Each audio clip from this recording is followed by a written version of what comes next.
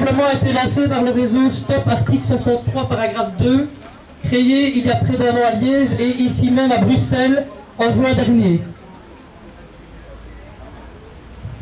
Nous sommes là pour revendiquer l'abrogation de l'article 63, une abrogation totale et immédiate d'un décret qui prétendrait jeter dehors de tout droit à des allocations de chômage des dizaines de milliers de personnes.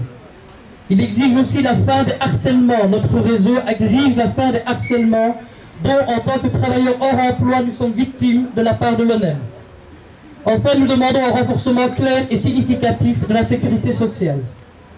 Ce texte, notre demande d'abrogation, ce texte dont nous avons collé une copie sur la vitre du ministère a été signé par 77 organisations d'une douzaine de villes différentes et par des centaines d'individus.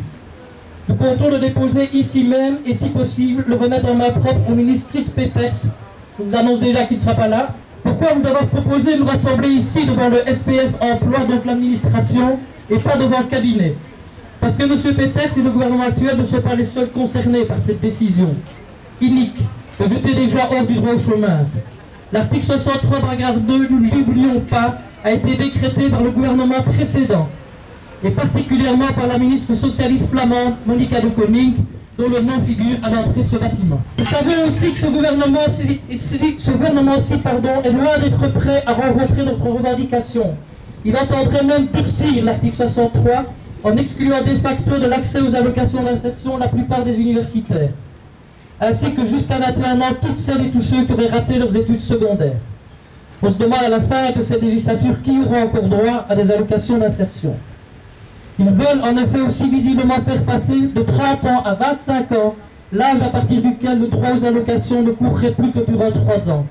Ces gens sont des affameurs du peuple.